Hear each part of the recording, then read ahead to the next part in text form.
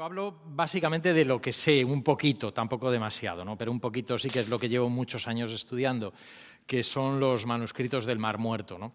Hace, pues eso, 25, 26 años, 26 en concreto, empecé a trabajar esta literatura hebrea del siglo I, que se encontró a mitad del siglo XX, en un momento, hace 25 años, en donde todavía estábamos en la fase previa a la edición definitiva y oficial de los manuscritos, en un momento también en donde esta literatura a nivel mundial, de forma internacional, pues estaba sumida en un ámbito morboso, polémico, se ocultan manuscritos, la Iglesia esconde fragmentos porque cuestionan los orígenes del cristianismo. Bueno, una cantidad de tonterías que yo decía, pero esto, qué poco rigor, ¿no? Qué poca seriedad. Y mis amigos periodistas, ¿cómo juegan con todo esto, ¿no? Qué serio, no sé, más académico, más riguroso, ¿no? Y recuerdo un profesor que me dijo, allá en Jerusalén, vive todavía, está jubilado, pero un paleógrafo, me dijo, Jaime, si quieres dedicarte a esto, vas a tener que nadar a dos aguas.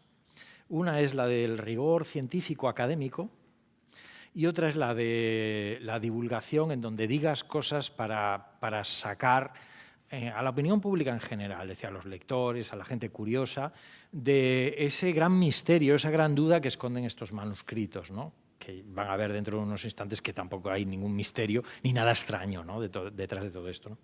Y yo dije, pues sí, pues esto, como yo soy un poco periodista también, pues digo, pues a los dos aguas, ¿no? A la ciencia por un lado, o sea, al mundo académico, de alto stand, ¿no? Donde pues, te escribes una cosa y nadie entiende lo que has dicho, pero no por una cuestión, porque la gente está en su mundo, ¿no? Y pues lógicamente no. Y después al de la divulgación, ¿no? Para poder decir cosas, ¿no? Y esto se tradujo como decía Paco Fontana en un momento, en un libro que me publicaron, me pidieron hace 2 años una editorial de Madrid de historia y de ensayo, o sea, de ensayo histórico y novela histórica, ¿no? Y me dijo el editor entonces, mira, te voy a pedir un libro, ¿no? Un original, a ver si te animas a hacerlo. Y yo le dije, bueno, a ver, porque yo de los manuscritos no salgo, ¿no? Y ya he dicho básicamente, yo creo que todo lo que sé o lo que puedo saber en otras publicaciones previas. Y me dijo, no, yo quiero que hagas algo original, ¿no? Un ensayo novelado. Yo, ¿cómo un ensayo novelado? ¿Eso qué es? O sea, un texto con rigor, en donde lo que dices es real, pero que al mismo tiempo lo cuentes como una novela, para que el lector capte todo eso que... Y entonces fue cuando recordé a aquel profesor de Jerusalén que me dijo, esto en algún momento puede llegar la situación en donde esas dos aguas, la de la divulgación y la de erudición, se unan. Y ahí hay que saber esto. A ver, no digo que no lo haga cualquiera, pero bueno, hay que saber lo primero y lo segundo también, ¿no? Y afortunadamente, pues mira, hasta ahora la cosa parece que está resultando bastante bien, ¿no? Pues de eso vamos a hablar, de estos manuscritos, ¿no? Les voy a presentar, mi charla tiene 2 partes. La primera es, ¿qué es esto de los manuscritos del Mar Muerto? ¿Qué contienen? ¿De qué hablan? ¿Por qué son importantes? Que para mí son importantísimos. Y después les voy a contar qué es lo que he dicho en este libro que está teniendo bastante repercusión. Yo no sé, aún ayer salió en la página 2 de La Razón, en página de opinión, una presentación del libro fabulosa, ¿no? Y un autor que yo desconocía, pero que es muy conocido. Y bueno, yo creo que ha salido en todos los medios de comunicación a nivel nacional, ¿no? Y alguno internacional. Bueno, yo estoy muy contento. Está más contento que yo el editor, ¿no? Pero yo estoy muy contento de esta publicación. Claro, y además porque tengo referente publicaciones previas, anteriores, en donde la repercusión es mínima, básica, ¿no? ¿Quién habla de los manuscritos del Mar Muerto? No es un tema de actualidad, ¿no? Sí, es de actualidad, lo vamos a ver dentro de un momento, pero no es oficialmente un tema de actualidad. No salen las noticias. Tenemos otras noticias de actualidad, ¿no? Que a lo mejor estaría bien que de vez en cuando saliesen cosas como los manuscritos del Mar Muerto. Pues de eso vamos a hablar. En la parte derecha de esta imagen tienen la portada de este libro, ¿no? Es una portada sugerente. Esto lo hizo un artista, ¿no? Un gran diseñador de libros, ¿no? Porque en la parte de fondo, en la parte superior, lo que encontramos es la imagen de un manuscrito del siglo I, en hebreo, que se encontró en una de las cuevas que vamos a ver dentro de unos momentos, ¿no? A mitad del siglo XX. Y en la parte inferior, también a mitad del siglo XX, una fotografía del año 50-51, un par de años después del descubrimiento de los manuscritos, en donde encontramos, pues parece que soldados del ejército de entonces, en Israel. Recuerdo el Estado de Israel se crea el año 1948, se recrea, como digo yo, no se crea, se recrea.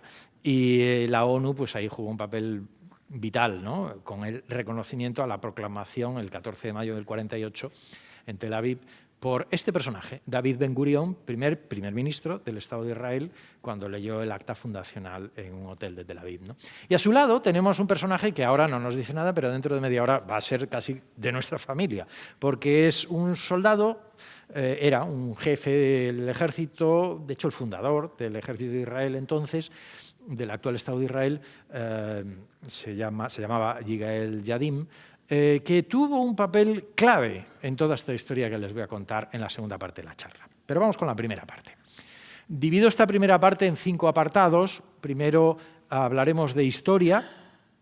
¿De historia de qué? Del descubrimiento, cómo se encontraron, los fragmentos, los manuscritos, papiros, pergaminos. Después hablaremos de las cuevas en donde se encontraron, un lugar emblemático en el desierto de Judá o de Judea. Y después hablaremos del kirbet. Kirbet es una palabra árabe que significa yacimiento, excavación, o bueno, los restos de un asentamiento urbano, poblacional. Después hablaremos de los artefactos. Artefacto es una palabra clave en el mundo de la arqueología, que son los objetos, ¿no? Pero queda mejor decir artefacto que no objeto, porque objeto es demasiado vulgar en el mundo de la arqueología. Y finalmente hablaremos de los manuscritos. ¿Qué son estos manuscritos? ¿Qué características tienen? ¿De qué hablan? ¿Y por qué son tan importantes, como vamos a ver, ¿no?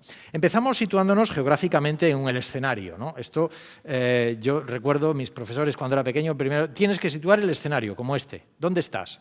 O dónde vas a situar la historia que vas a contar, ¿no? El escenario está aquí, en este punto rojo, que vemos aquí, en la parte noroeste de la ribera del Mar Muerto, que es esto que vemos aquí, ¿no? El Mar Muerto en la parte inferior. ¿Dónde estamos? Estamos en el Mediterráneo oriental. Nosotros aquí ahora en Valencia estamos en el Mediterráneo occidental, pues en el otro extremo del Mediterráneo.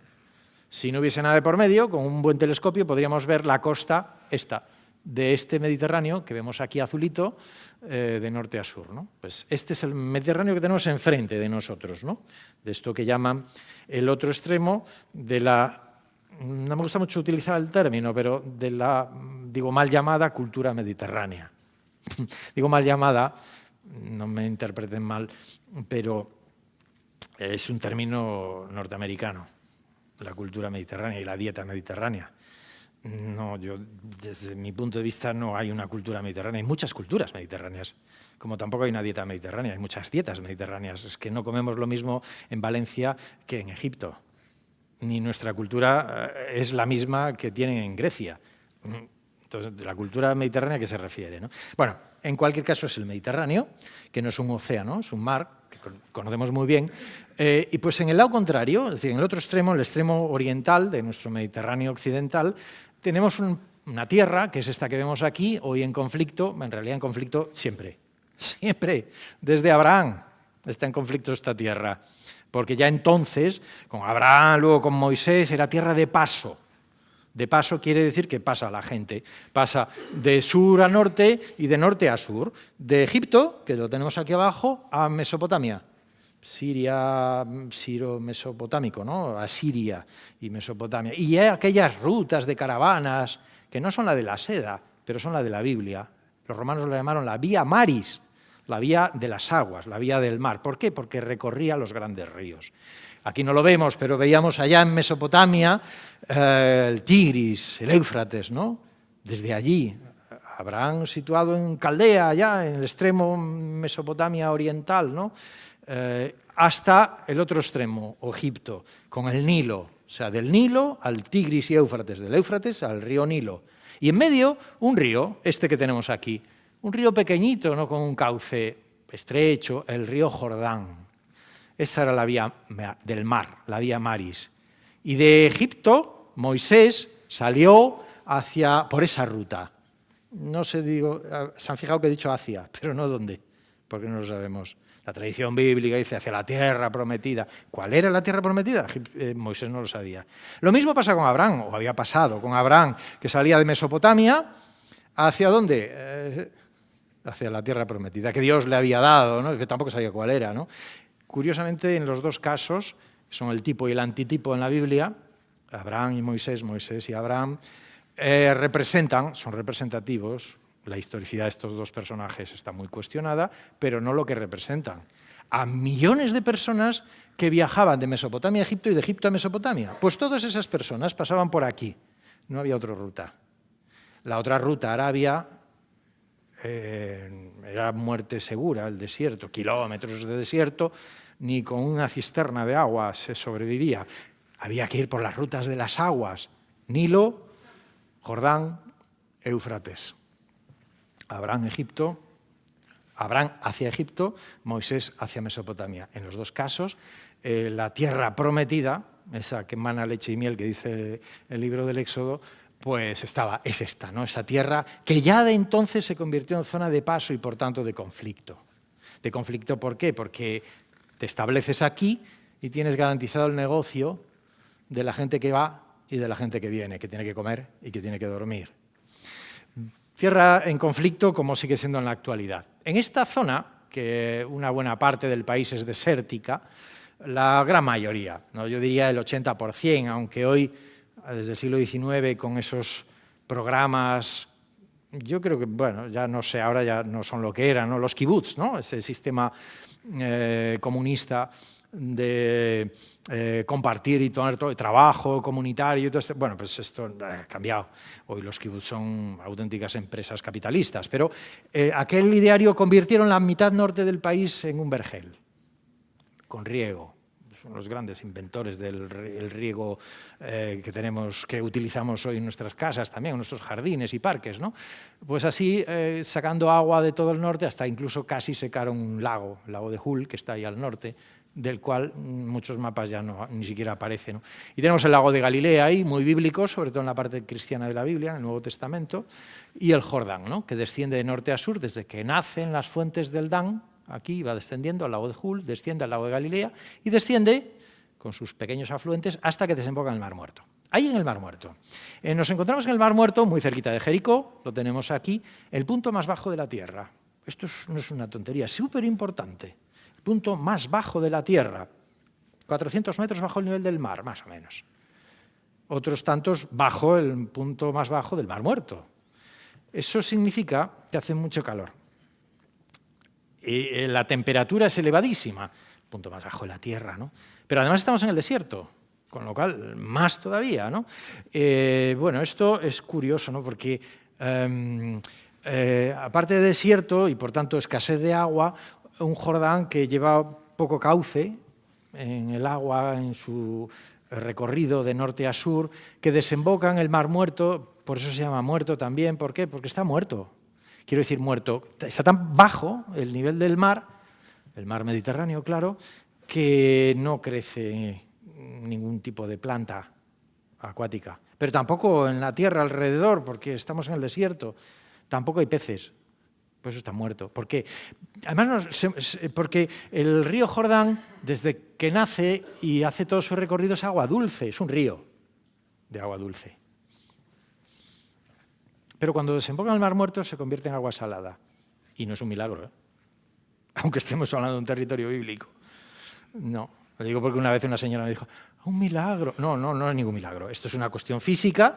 El agua dulce es como uno que tiene un barreño de agua del mar y le echa un vaso de agua del grifo dulce. Pues el agua dulce se convierte en salada automáticamente. Esto es lo que pasa con el río Jordán.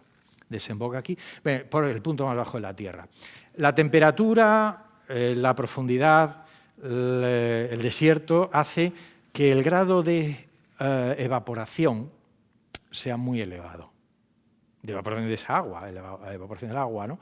Y la evaporación del agua, y esto lo saben aquí ustedes mucho mejor que yo, que son de costa, la evaporación del agua genera salinas, la sal, la que comemos, ¿no? Por eso el Mar Muerto es el mar de la sal, en el lenguaje más metafórico, ¿no? El mar de la sal, el Mar Muerto. Claro, la sal es lo mejor que hay para conservar el pescado. El pescado, cualquier tipo de materia orgánica que ha tenido vida, ¿no? Ahí se encontraron unos manuscritos escritos en pergaminos cuero, es piel de oveja, de cabra, o papiro, es planta, también materia orgánica, planta acuática, pero fíjense, por eso es tan importante la geografía, porque nos ayuda a entender cómo se conservaron durante 2000 años estos manuscritos quietecitos en una cueva, por la situación en la que estaban. Si hubiesen estado aquí, los manuscritos, por ejemplo en Gaza, que ahora está de moda, pues no se hubiesen conservado, se hubiesen fragmentado, se hubiesen deteriorado, se hubiesen humedecido, pero no, allí estaban bien conservados, como el pescado, durante 2000 años, y además intactos, ¿no? Qumran. Bueno, esta historia del descubrimiento, estos son los principales personajes, protagonistas, ¿no? Diríamos, de la historia luego novelada, ¿no? Pero de la historia, ¿no? Hay mucha leyenda. Recuerdo la primera vez que escuché esta historia, el descubrimiento de los manuscritos, estaba estudiando en Italia, y el profesor contó esta historia y yo me quedé mirando para él y dije, parece que está contando el guión de una película. Curioso porque no hay ninguna película sobre el descubrimiento de los manuscritos del Mar Muerto. Ningún guionista de estos se ha puesto, ni siquiera en Estados Unidos, que son muy echados para adelante para hacer películas de cualquier cosa, ¿no? Pues curioso, ¿no? ¿Será que no se han enterado? Yo preguntaba esto al principio y decía, ¿y por qué no han hecho una película de esto, ¿no? Qué raro, ¿no? Que no. Tardé años en darme cuenta de por qué no lo habían hecho, porque es complejísimo. Es contar esta historia, ¿no? Yo lo voy a contar un poco como, por eso lo de la novela. Había que novelar la historia para poder pillar de qué va toda esta historia, ¿no? Bueno, la historia comienza cuando en esta tierra, en esta tierra desértica, nos trasladamos a mitad del siglo XX, habitaban los pobladores del desierto. ¿Saben quiénes son los pobladores del desierto, verdad? Los beduinos. Todavía hoy, en la actualidad. Bajas por ahí, vas al Mar Muerto, en el autobús, con los peregrinos o con los turistas, los grupos, y se ven a los lados de la carretera, por donde va el autobús, o a Jericó, y se ven las tiendas de campaña, las tiendas beduinas, los campamentos beduinos, ¿no? Estoy hablando del año 2023-24. Hay beduinos, sigue habiendo beduinos, claro, hoy modernos, no como en la época, beduinos con antena parabólica, con iPad, con conexión a Internet, pero están en el desierto, ¿no? Bueno, pues es una zona habitada, los habitantes del desierto, ¿no? Los beduinos. En mitad del siglo XX había una tribu, familia beduina, se llamaban los Ta'amid. Los Ta'amid. Muy famosos, muy conocidos, eran como uno de los, en la región, más populares, los Ta'amid, ¿no? El formato beduino, antropológicamente o sociológicamente, es un clan, no voy a poner ningún ejemplo, se puede imaginar, en donde hay una persona que manda, que es un hombre varón, lo llaman patriarca. Sí, vale. Patriarca. Pues el patriarca es el que manda, y no hay más. Y esto de hace cientos de años o miles de años funciona así, y no lo van a cambiar. El patriarca manda, y luego están toda la familia, clan, primos, segundos, terceros, hay todos que obedecen lo que... Pues una noche el patriarca de esta familia le dijo a 2 o 3, no lo sabemos. Yo en la novela hablo de 3, luego de 2, en la novela que después les presentaré, en el libro ensayo novelado, de los cuales conocemos 2 seguro, con nombre y apellidos y hasta con una foto. A 2 chavales, 12, 13, 14 años, les dice, mañana lleváis, vosotros 2, 3, lleváis a las cabras, el rebaño de cabras, los lleváis a una zona en donde creo que puede haber algo de pasto para las cabras, ¿no? Y eso significaba pues, salir a las 5 de la mañana con las cabras, ir a donde sea y pasar el día allí. Y al atardecer volver otra vez con las cabras a la familia, al clan, a la tribu, a la tienda, ¿no? Y así hicieron. Se fueron. Media mañana, en algún momento, pues una de las cabras, la historia seguramente la conocen, una de las cabras se cae, se cuela, se mete en un agujero, en una cueva, y no puede salir, y los chavales tienen miedo porque, uy, esto puede ser una tragedia.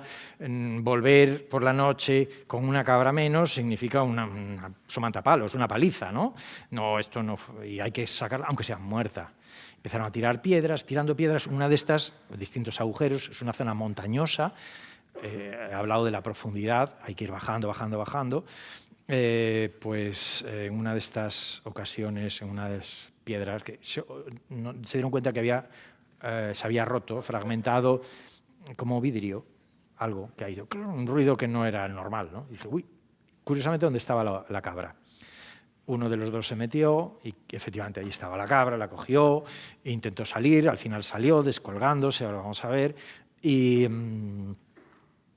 cuando estaba allí dentro de la cueva vio que al lado de donde estaba la cabra había unos trocitos de cuero, pues, algunos se los metió, y de hecho vio que había una vasija, un recipiente, que es el que se había roto con la pedrada, lo que había sonado a vidrio. Y se había caído, y entonces ahí salieron unos trocitos de cuero. Cogió, metió en el bolsillo, no sabemos si 1, 2, 3, 5, no lo sabemos. Algo, el caso es que se lo llevó y, bueno, pues con la cabra salió, por la noche llegaron a la tribu y lo contaron como héroes, como se espera que haga un adolescente, ¿no? Ay, ¿sabéis lo que nos pasó? Pues mira, la cabra se coló, tiramos piedras, rompió, no sé qué, mira, y además sacamos estos trozos de cuero.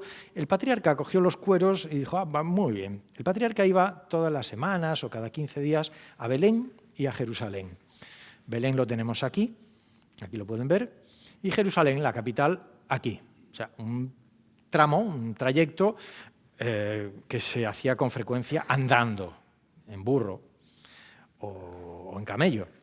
Y bueno, ¿y a qué iba el patriarca con frecuencia a Jerusalén? Pues a vender los productos que habían fabricado en la tribu, sobre todo leche de cabra, quesos que hacían, o sea, vender, para sacar algo de dinero y comprar otras cosas, ¿no? De paso que iba, compraba entre Belén y Jerusalén, ¿no? Bueno, pues un día salió, después de varios meses, semanas, sin duda, meses, creen algunos, de aquella cabra caída en el agujero, que los chavales habían encontrado el cuero ese, pues incluso dicen que lo clavó los cueros en una punta que sostenía la tienda beduina. Pues cuando iba a salir, dice, los cueros, voy a llevar los cueros, porque tenía un amigo en Belén que tenía una tienda de zapatos, una zapatería, y otra en Jerusalén, este señor, que le vamos a ver ahora la cara. Y a ver cuánto me da por estos cueros.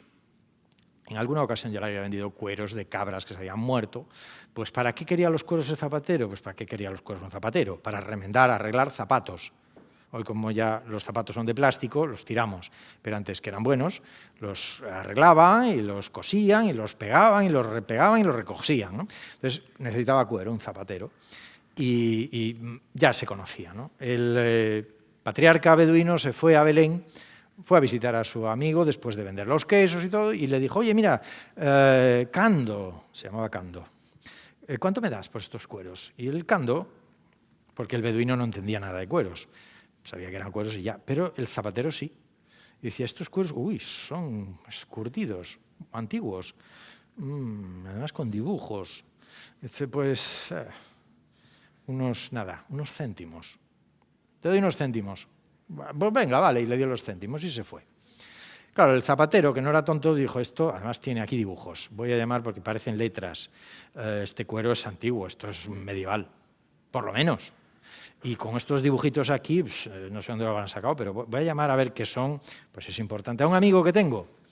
Bueno, pues aquí vamos a ver, me paro un momento para presentarles a Cando, es este que ven aquí, con este sombrerito rojo, muy simpático, de Belén, Cando, zapatero.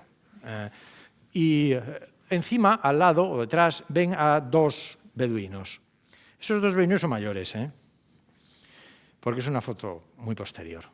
Son los dos chavales que encontraron los manuscritos, ya mayorcitos, ¿eh? Es la única foto que se conserva de ellos. Es más, no podemos tener más fotos porque a los pocos años, 10, 15 años después, desaparecieron. Y la tribu, que llevaba siglos en ese desierto, se extinguió. En los años 90, finales del siglo XX, un periodista descubrió que uno de estos dos vivía en un ático en Nueva York. Adiós los principios beduinos de siglos. En un ático en Nueva York, que cuesta dinero.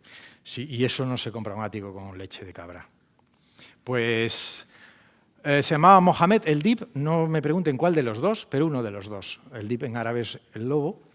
Uno de los dos chavales, el que se metió en la cueva, encontró ¿no? No sabemos si el del ático, pero uno de los dos vivió en el ático. Ya, obviamente, murieron los dos, pero sí, además está documentado, porque hicieron un reportaje sobre aquel beduino que vivía en Nueva York, ¿no? Del desierto de Qumran, del desierto de aquí del Mar Muerto. Bueno, pues Kando llamó a este señor que tienen aquí, que se llama Mar Samuel, que era el patriarca, otro patriarca, esto va de patriarcado hoy, otro patriarca, que era el patriarca ortodoxo archimandrita sirio del convento de San Marcos de Jerusalén. Se llama Mar Samuel. Mar Samuel, ortodoxo, cristiano ortodoxo, entiende de griego, que es lo que Kando pensaba que tenían las letras de aquellos trocitos de cuero. Como además eran amigos, llamó a Mar Samuel y le dijo: oye, ¿puedes venir a la zapatería? Tengo aquí unos cueros que tienen letras griegas. Debe ser de la Edad Media. Mar Samuel fue a la zapatería, vio los cueros y dijo: no, esto no es griego, ¿qué va? Esto es hebreo. O por lo menos a mí me parece hebreo, arameo o algo así, pero no. Griego, no. Pero yo tengo un amigo que es paleógrafo y arqueólogo, que es este que tenemos aquí, que es un religioso, cristiano, católico, dominico, francés, que era en ese momento director de la Escuela Bíblica de Jerusalén, donde yo estudié. No lo conocí, pero casi. Se llamaba el padre Roland de Vaux. De Vaux era un hombre muy temperamental, un sabio de estos de los que ya no hay ahora. Y de Vaux, que conocía a Mar Samuel, pues fue a la zapatería y ahí dicen que dio unos golpes fuertes por decir: esto, ¿de dónde ha salido esto? Es hebreo del siglo I, porque de eso sí que sabía y sí que entendía. Era paleógrafo, arqueólogo, historiador, ¿no? Y profesor de paleografía en la École Biblique de Jerusalén, la Escuela Bíblica de Jerusalén, ¿no? Bueno, pues ¿de dónde han salido estos manuscritos? Esto es súper importante, es hebreo del siglo I, no del siglo XX. Que es cuando se encontraron los manuscritos en mitad del siglo XX. Porque todo esto sucedió en otoño-invierno de 1946-47. Otoño-invierno del 46, quizás primavera del 47, tampoco sabemos las fechas exactas, hay una imprecisión imposible, no había ningún historiador que tomase nota de todo esto, ¿no? Bueno, pues de Vaux, con Mar Samuel y Kando, fueron a por el beduino, a buscarlo. Oye, ¿de dónde ha aparecido esto? Y el beduino dijo: los chavales, yo los mandé por ahí y vinieron con esto y con la cabra. Cogieron a los chavales y se fueron al desierto. Y allí llegaron, efectivamente encontraron la cueva y de Vaux, que era arqueólogo con un equipo de arqueólogos, unas semanas después inició la primera excavación de la cueva en donde se había colado la cabra. La vamos a ver la cueva dentro de unos momentos, ¿no? Dejo a este último personaje, que les he dicho que hablaremos de él, sobre todo en la segunda parte, Yigael Yadin, judío, israelí, después, y porque entrará. Pero quédense con su nombre y con su cara, ¿no? Como se dice ahora, me quedo con tu cara. Porque va a aparecer dentro de un momento y pasará a ser uno de los grandes protagonistas de esta segunda parte de la historia, ¿no? Y la cabra, la que nos faltaba, ¿no? La foto de la cabra, que como no tenemos foto de la cabra, pues lo único que tenemos es un dibujo de la cabra esta, ¿no? A partir de ese momento se inicia una etapa en esta historia que es un poco historia, leyenda, mito, cosas que circulan por ahí que no sabemos exactamente, Los beduinos dicen, estos manuscritos son muy importantes porque viene aquí la gente. Vamos a, cuando no están, a excavar, a revolver, a lo que a ver si encontramos. Y fueron encontrando más trocitos de cuero, y algunos ya un poquito más grandes, ¿no? Empezaron a mercadear, esto es muy propio de Oriente, ¿no? Y a regatear. Oye, ¿cuánto me das? Te doy. No, me das más, te doy. Y se inició un proceso de compraventa de manuscritos espectacular, que duró unos cuantos años, más de una década. Ahí vendrá la segunda parte de la historia, ¿no? Incluso esta historia de compraventa de manuscritos llegó a tal momento que uno de nuestros protagonistas, Mark Samuel, religioso, el archimandrita o patriarca del monasterio ortodoxo de San Marcos de Jerusalén, que muchos creemos que dejó la iglesia ortodoxa porque le gustaba el dinero y empezó a comprar y vender. Sabía que eran muy valiosos y los compraba a los beduinos y luego los vendía por 50 veces más de lo que había pagado por ellos, ¿no? Y esto lo voy contando después en el libro que les voy a presentar, ¿no? E incluso publicó en uno de sus viajes que hizo a Estados Unidos, en New Jersey, publicó en el Wall Street Journal un anuncio, aquí lo tienen el original, en donde decía esto: los rollos del Mar Muerto, manuscritos bíblicos que datan de al menos 200 a.C., están a la venta. Este sería un regalo ideal para una institución educativa o religiosa por un individuo o grupo. Y ahí después se supo que era un anuncio que había puesto el patriarca cristiano ortodoxo de San Marcos para vender unos rollos que tenía, que llevó en una maleta, una bolsa, a Estados Unidos, ¿no? Que luego volvió con ellos porque no los vendió. Quédense también con esta noticia porque volveremos con ella dentro de unos minutos, ¿no?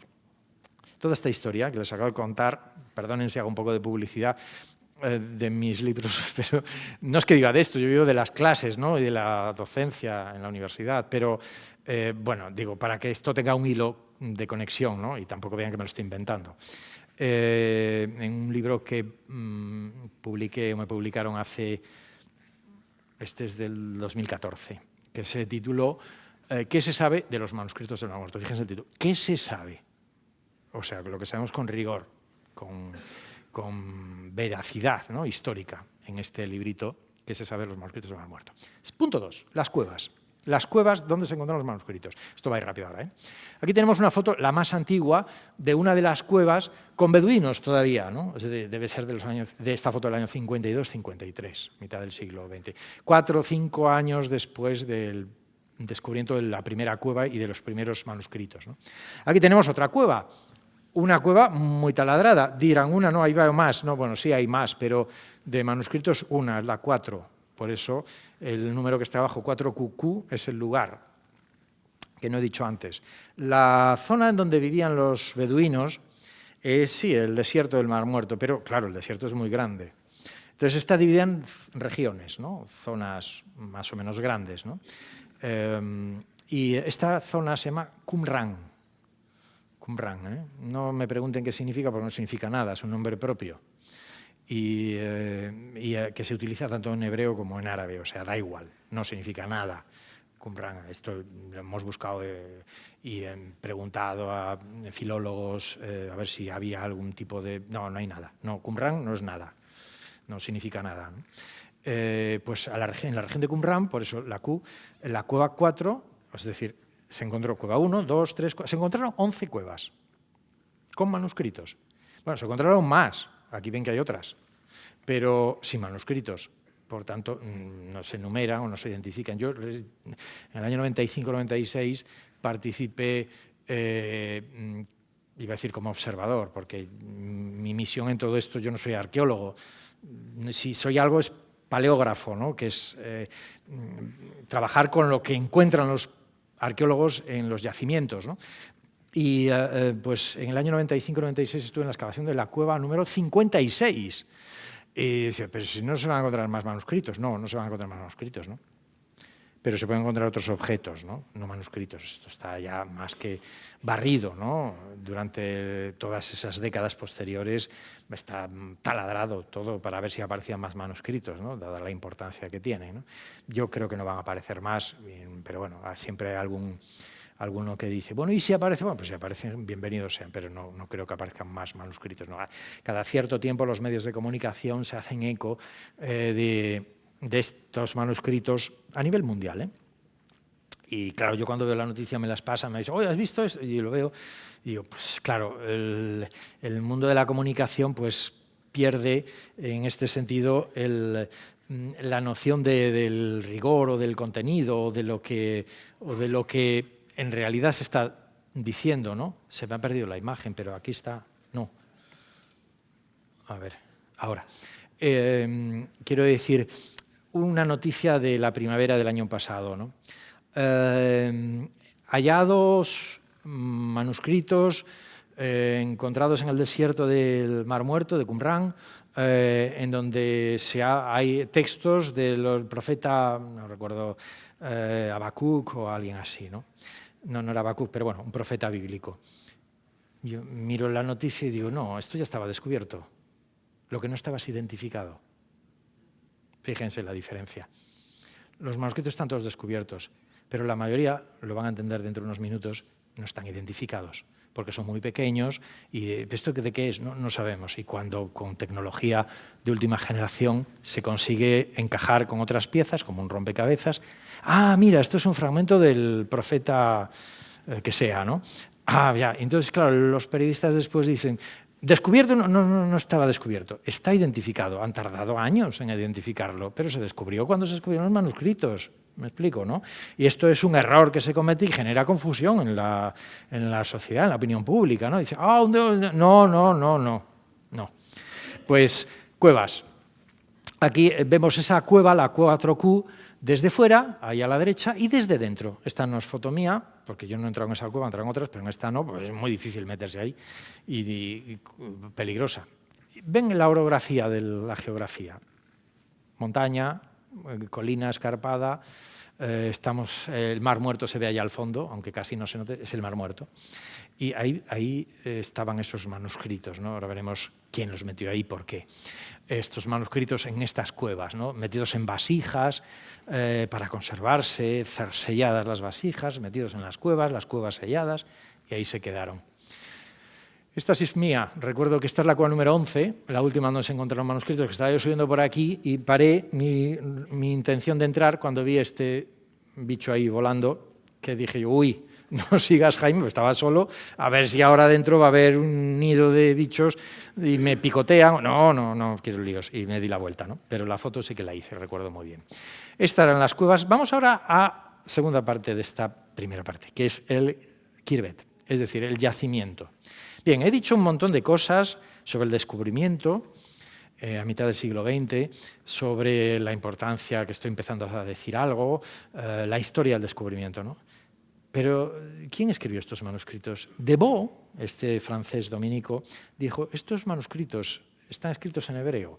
Y es un hebreo que la caligrafía, la grafía, es del siglo I, se llama hebreo herodiano, de Herodes. En arqueología todo lo clasifican así, ¿no? O por etapas o eras, o con nombres representativos, ¿no? Pues la grafía herodiana o la cerámica herodiana es la específica de esa época. ¿De cuál? De la de Herodes. ¿Herodes qué Herodes? Herodes el Grande. 6 antes de Cristo. Bueno, no, empieza el 37 antes de Cristo, 6-5 antes de Cristo muere, le suceden sus hijos que se reparten la tierra. Herodes, el rey Herodes, ¿no? Puesto o impuesto por los romanos tras la conquista por Pompeyo de Jerusalén. Pues grafía herodiana, dijo Deveau. Grafía herodiana, siglo I, uno antes de Cristo, uno después de Cristo, cambio de era. Vaya. Hebrea, es decir, judíos. ¿Quién iba a escribir que no fuese judío en hebreo en esa época? Judíos. ¿Y de qué van estos textos, no? Bueno, pues Deveau, este arqueólogo francés, cuando estaba excavando las cuevas, un día se sentó A ver, se lo contaba él, lo escribió después. Se sentó a descansar, ¿no? Mira, estoy mirando así, de pronto dijo, ¿ves estos manuscritos que están en estas cuevas, en vasijas, que estamos sacando a la luz? ¿Por qué están aquí? ¿Quién los metió aquí? ¿Quién los ocultó y quién los escribió? Debo era arqueólogo y como paleógrafo podía identificar el texto y rápidamente se dio cuenta de no solo que era grafía del siglo I, hebrea, sino que además contenía mucha literatura bíblica, de la Biblia hebrea, Antiguo Testamento cristiano, básicamente. Y estos son judíos del siglo I, que cuentan cosas de la Biblia, es decir, copian la Biblia, pero también escriben otras cosas, súper importante, sobre lo que están viviendo o cómo era Jerusalén en el siglo I, ¿no? Empiezo a apuntar la importancia de estos manuscritos para nuestra cultura occidental judeocristiana, que es conocer el marco social, político, religioso que se vivía en Jerusalén en el siglo I, que es en el que vivió Jesús. Porque el Nuevo Testamento, con todos los respetos, el Nuevo Testamento no nos cuenta la política que había en Jerusalén, nos cuenta los dichos y hechos de Jesús. Dichos y hechos, parábolas, hechos, milagros, y el mensaje de los evangelistas, buena noticia, evangelio, buena noticia, la resurrección de Jesús. Esto es el Nuevo Testamento, pero no hay una descripción de la política que había, la religión, los conflictos que había en el judaísmo de la época con los romanos. No. A veces apuntan algo, pero si no conoces el contexto no sabes a qué viene. Se acercaron unos fariseos y le preguntaron a Jesús, oye, ¿tú qué crees sobre la resurrección? Y Jesús, ¿por qué le hacen esa pregunta? Porque había un debate entre judíos fariseos y judíos saduceos sobre la resurrección. Los saduceos no creían en la resurrección, los fariseos sí. Pues no sabía nada. Pues ahora lo sabes. ¿Cómo? Leyendo esta literatura. Porque el Nuevo Testamento no nos dice nada de eso. O otras muchas cosas sobre cómo estaba organizada la sociedad en la época, qué importancia tenía el Sanedrín a la hora el juicio a Jesús, que usted sabe mejor que yo. El juicio a Jesús no lo entiende nadie. Nadie. O sea, ¿pero quién condena a Jesús a muerte? ¿Los romanos o los judíos? Y la pelota va de un lado para otro. Todavía a día de hoy, los grandes historiadores del derecho romano todavía están rompiéndose o tirándose los pelos sobre quién mató a Jesús en la cruz, ¿no? Si los judíos o los romanos. Y de ahí viene una historia que llega hasta nuestros días, ¿no? Por ejemplo, que llamamos el antisemitismo, el pueblo que mató a Dios, el pueblo deicida, ¿no? Que la tradición cristiana pues ha difundido mucho a través de... ¿Pero por qué? Porque no conocían el contexto. Claro, y leemos el contexto y decimos, no, ahora ya entiendo, ahora ya lo entiendo. Claro, ahora ya lo entiendo. Por eso digo, estos manuscritos son súper importantes, no solo para los judíos del siglo I o los del XXI o siglo XX, sino también para los cristianos, porque nos ayudan, y yo soy cristiano, a entender el contexto político, social y religioso que se vivía en Jerusalén y en otras poblaciones del país, ¿no? De la tierra. Y dices, ya, ahora entiendo, ya sé por qué pasa esto, por qué dicen esto, por qué le dicen a Jesús o por qué actúan de esta forma o de otra, ¿no? Bueno, entendemos hasta cierto punto. Bueno, ¿quién escribió todo eso? Decía Debo. Judíos. ¿De cuándo? Del siglo I antes de Cristo, uno después de Cristo. Les recuerdo que el año 70 del siglo I los romanos destruyen Jerusalén. Estaban hasta aquí de los judíos. Antes habían vivido 4 o 5 años de revueltas callejeras, caleborroca, ¿no? Permanente. Esenios, celotas, sicarios, estos que apuñalaban a los romanos, estaban ya hartos. ¿Han visto la vida de Brian? Genial, cómo representa la historia en ese momento. Es maravillosa esa película, porque con humor refleja una situación histórica. Y dices, es que no hay mejor reflejo que esta película. Pues ahí está, ¿no? Entonces, ver esa situación para entender. Pues había muchos grupos. Yo tengo localizados, algún día me gustaría ponerlo por escrito, casi 50 grupos judíos en Jerusalén en el siglo I. Un grupo era como un partido político hoy, todos los que hay, ¿no? Unos tenían más poder y otros menos. Unos tenían representatividad y otros menos. Pero había una cantidad de grupos tremenda, ¿no? Uno de ellos, al que llamaban esenios, pues era un grupo, bueno, un poco peliagudo, ¿no? Porque era muy ortodoxo, no aceptaba nada, no negociaba como negociaban fariseos, saduceos, sacerdotes del templo con los romanos. Para pactar, bueno, yo te pago una parte, pero a cambio tú me mantienes el orden en la ciudad. Sí, vale, pero tú no déjame que yo celebre la Pascua, pero tú haz lo que quieras en tu... Ese tipo de negociación... No, los esenios no negociaban nada. No había nada que negociar. O sea, estos eran... ¿Por qué? Porque el esenio decía, nosotros somos el pueblo elegido por Dios. No hay nada, esto es así. Y la ley de Moisés, la Torá, el Pentateuco, dice esto y esto es lo que hay, no hay más vueltas. O sea, ¿qué hay que negociar? ¿Qué pactar? ¿Qué llegar a acuerdos con paganos como los romanos o con...? No. ¿Sí? Y eso lo radicalizó. Hasta tal punto que en torno al año 30, 40, 50 antes de Cristo, 50, 40, 30 antes de Cristo, ese grupo esenio se fragmenta, como pasa en la política. De ese grupo sale otro. Y uno que salió, todavía más radical, decidió retirarse al desierto. Y decir, mira, ya está, aquí no se puede vivir en Jerusalén, nos vamos al desierto como Moisés para estar con Dios. Nos vamos al desierto. ¿Qué desierto? Al desierto, pues ahí, al desierto que habíamos antes, al desierto de Qumran, en el Mar Muerto. Y allí nos dedicamos a rezar, a estudiar la Biblia, la Torá, y a comentarla, y a escribir, y a vivir. Ahí, pues bien, y efectivamente, estos son los autores de los manuscritos. ¿Cómo sabemos esto? Bueno, por lo que dicen los mismos manuscritos, de sí mismos, porque veremos dentro de unos momentos, generaron una literatura tan grande, los manuscritos, en donde van contando tantas cosas súper interesantes que dices, claro, ahora ya entiendo quién es, por qué está en el desierto, qué hacen aquí esta gente. Pero son judíos, pero judíos ortodoxos, súper ortodoxos, mega ortodoxos, si ya los esenios lo eran, estos todavía más.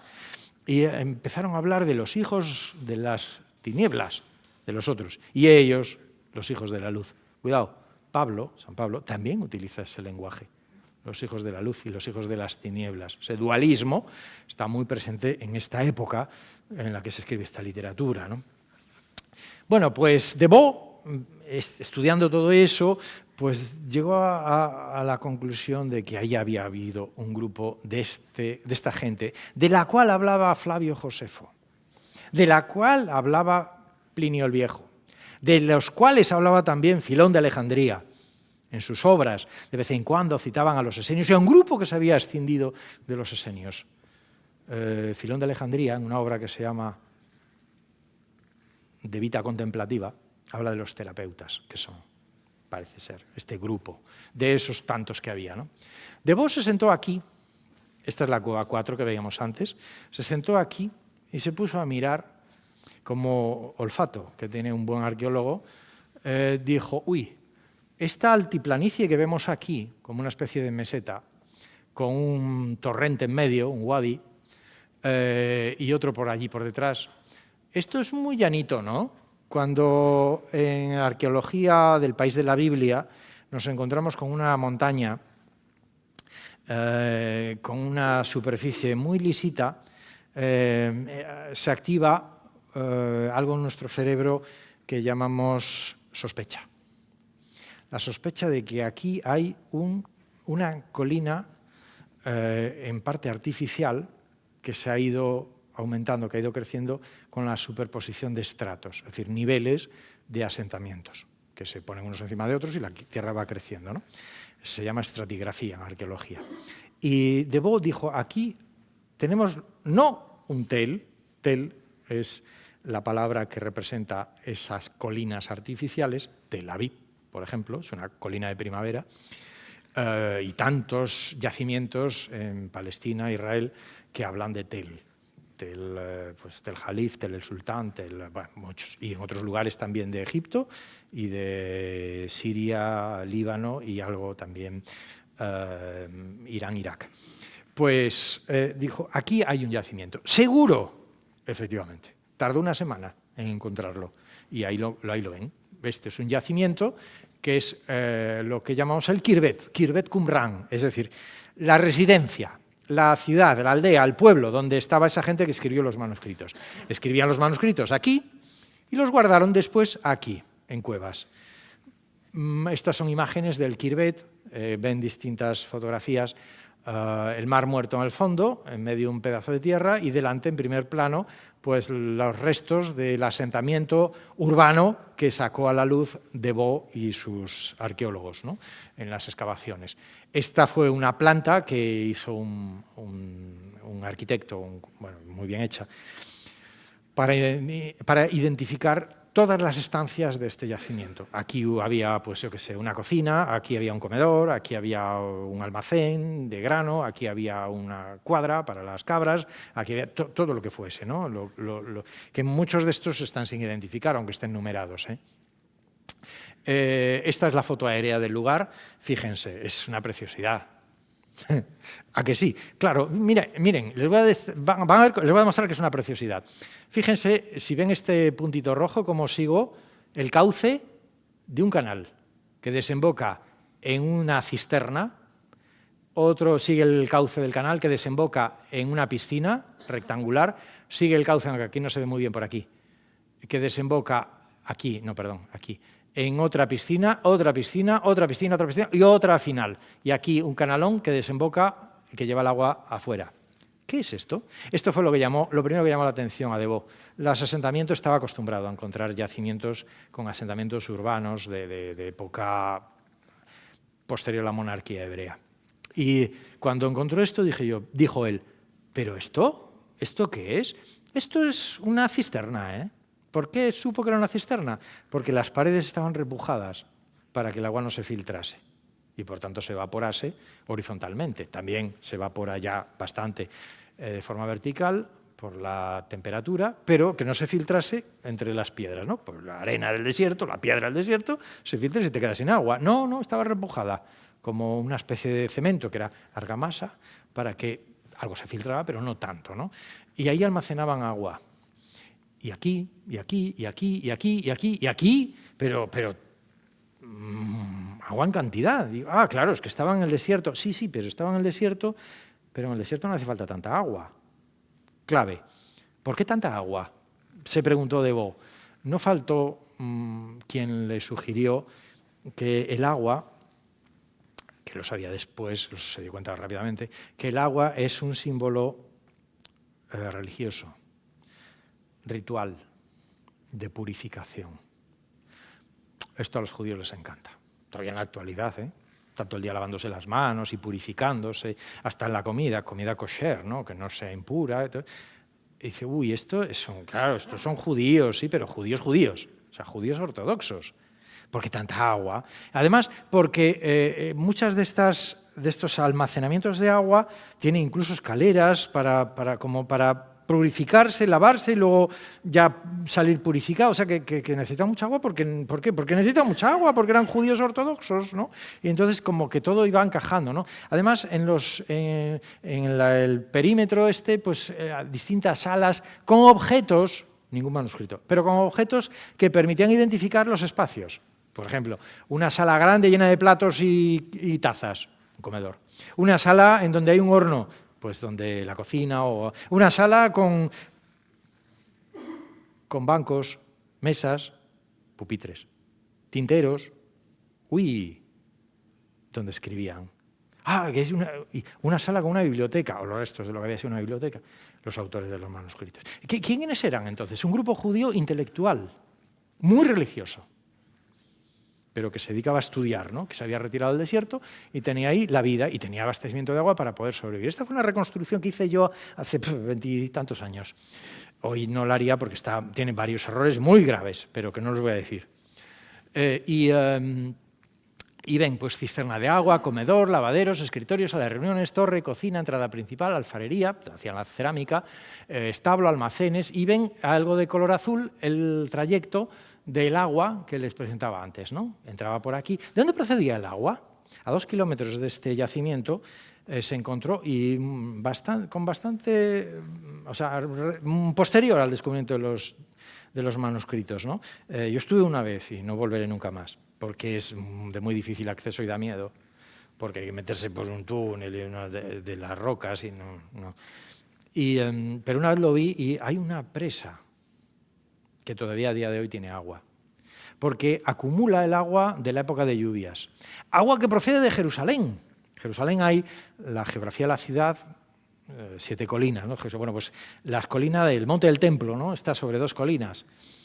Y está sobre una colina que genera 2 torrentes, el torrente Cedrón y el torrente Gijón, que se unen en un momento determinado generando un torrente tercero, que es continuación de los 2, que es el Tiropeion, que conduce el agua de la época de lluvias al Mar Muerto. Unos cuantos kilómetros, pero ahí sigue todo un recorrido muy traqueteante, pero llega al Mar Muerto, ¿no?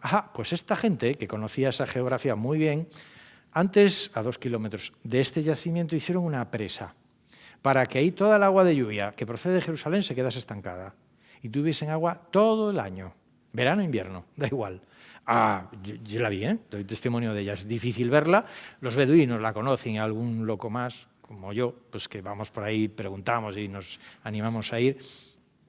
Y allí hay agua estancada, pero hay agua, ¿no? Y luego la canalizaron desde allí hasta aquí, para que entrase y tuviesen agua corriente, para entendernos, ¿no? Como tenemos hoy nosotros. Aquí vemos otras salas del lugar, que muchas no están identificadas. Aquí vemos una piedra, pues parece como bueno, la piedra del lugar es arenista,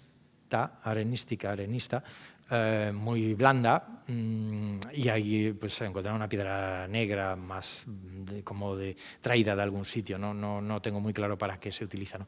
Pero fíjense en esta de la izquierda de aquí, que hay escaleras, gradas, ¿no?, que descienden, ¿no? Y luego hay una especie de muro que separa de una segunda parte, ¿no? Esto es una piscina ritual para purificarse, para lavarse. O sea, entraban, bajaban las escaleras, se lavaban y luego se salían ya lavados o purificados, ¿no?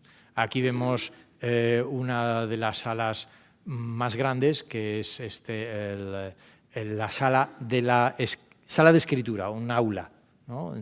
¿Por qué sabemos que es un aula? Porque encontraron sillas o como pupitres y mesas, bancos y pupitres y tinteros. Creemos que esta sala tenía 2 alturas, una parte baja donde escribían y una parte alta donde almacenaban los escritos, es decir, los rollos. Los rollos, ¿por qué? Ahora los veremos, se escribían en rollos. Pues ahí, por eso hablamos de dos niveles de este.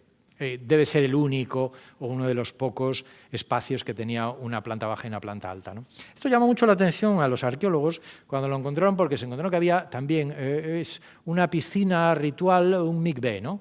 Un mikvé, bueno, no, mikvé es en plural, sí, en singular. Un mikvé es un baño de la tradición religiosa judía para purificarse, ¿no? El mikvé tiene escaleras. Porque bajas impuro, te purificas en el agua y cuando ya te has purificado sales.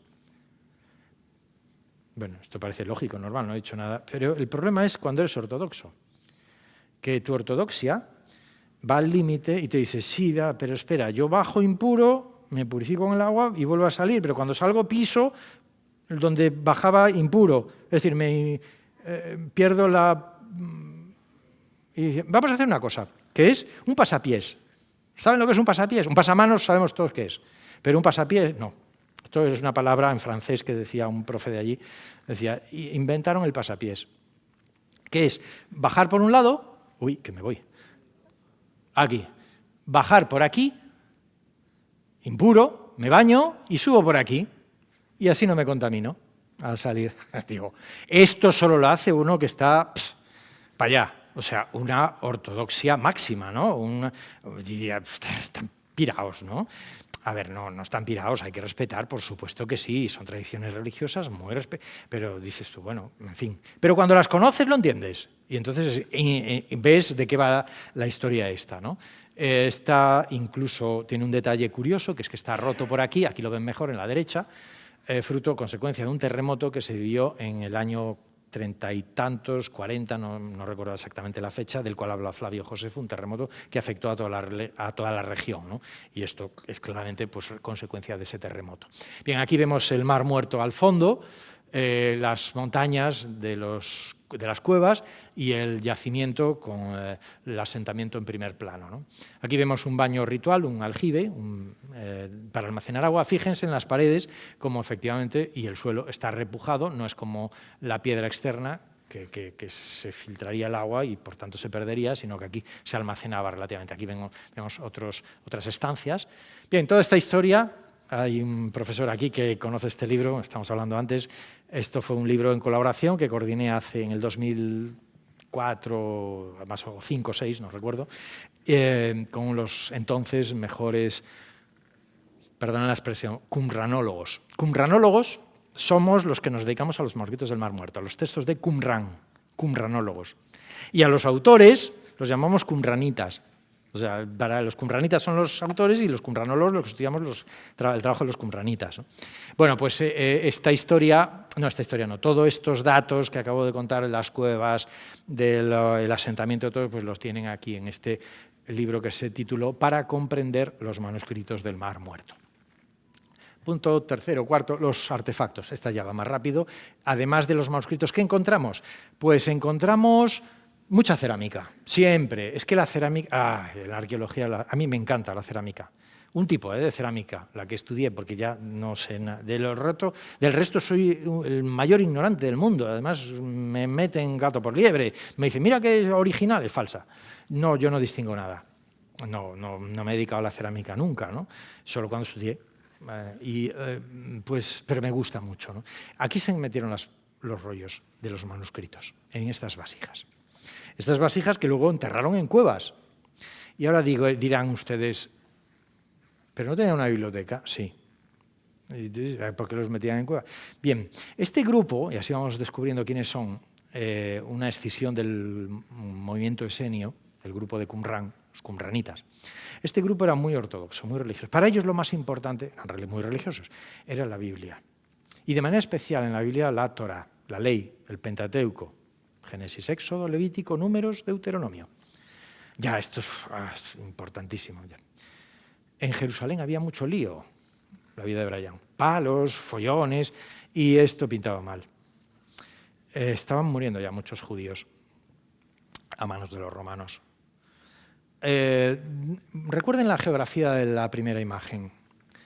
Bordeando el Mar Muerto, en la parte sur, hay un lugar emblemático en la tradición del judaísmo actual, que es Masada. Masada, el último reducto judío en las revueltas romanas, exterminado y aniquilado el año 143, 144, 145, siglo II. Ahí se acabó el judaísmo en esa tierra. Y luego la diáspora, ¿no? Que vinieron todos para aquí, los judíos, norte de África, la península, algo de las costas del Asia Menor de la época, ¿no? Y ya de aquí tuvieron que salir, pero a toda prisa, ¿no? Pues en ese momento estos autores de los manuscritos dijeron, uy, esto pinta muy mal, pueden venir los romanos porque van a ir a Masada, donde se esconden los revoltosos que atacan a los romanos, a por ello. Y claro, es que nos van a ver. ¿Y si nos ven qué? Judíos igual que los revoltosos de Masada. O de Jericó, que también lo sabía, que está hacia el norte muy cerquita. Se ve Jericó desde Qumran. Vamos a esconder nuestro tesoro, lo más importante, la Biblia, los manuscritos, nuestros textos, a meterlos en cuevas. No vaya a ser que nos lo roben los romanos, ¿no? O que nos maten. En un texto lo cuentan, lo vaticinan, como un tipo de profecía.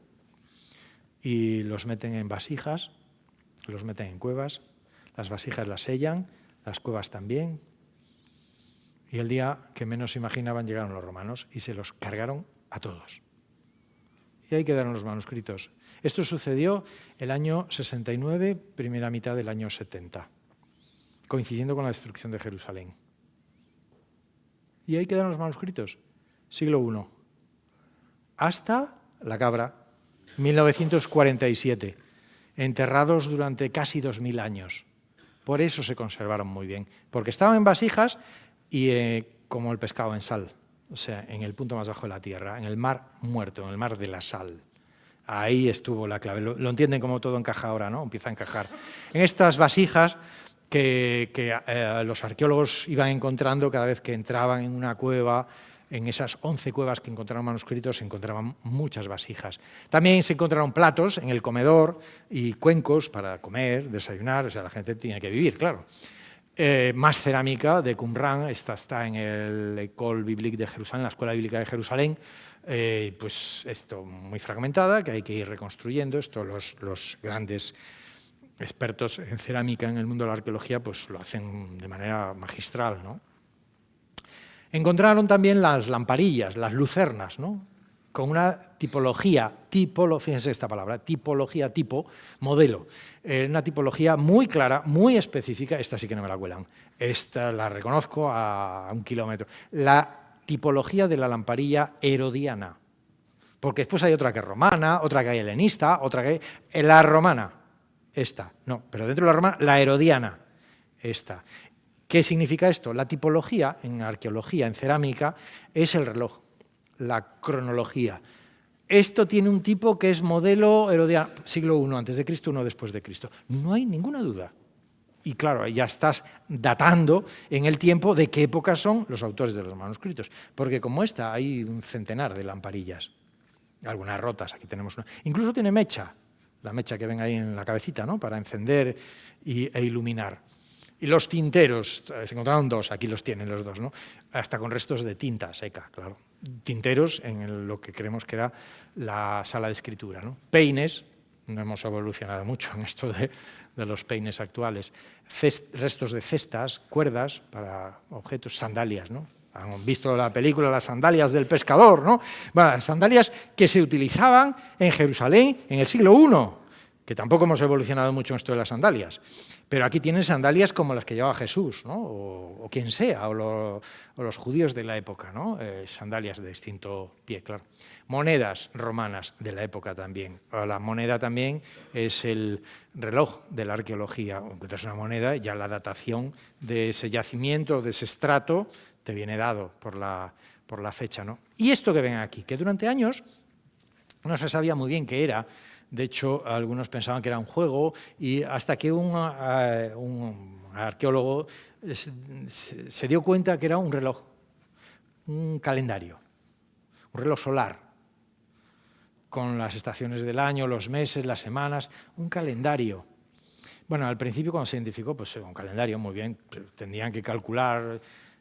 Cuando empezamos a leer los manuscritos nos dimos cuenta que este calendario era la clave. Les voy a resumir por qué. Porque el calendario es, como pone aquí abajo, un calendario solar con los 364 días del año. ¿Cómo establece la ley de Moisés? La Torá, el Pentateuco. Pero los romanos habían impuesto su calendario en Jerusalén. Bueno, habían llegado a un acuerdo con las autoridades religiosas del templo. Entonces, en este acuerdo, bueno, habían cedido algo los judíos, también los romanos, y estos dijeron, no hay nada que ceder. ¿Cómo vamos a ceder en la modificación del calendario? Porque el calendario regula las fiestas sagradas. Y las fiestas sagradas están establecidas en la ley de Moisés, en la Torá.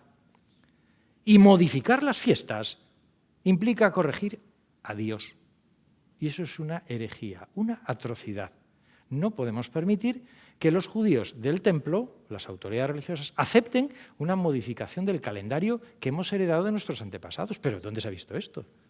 No.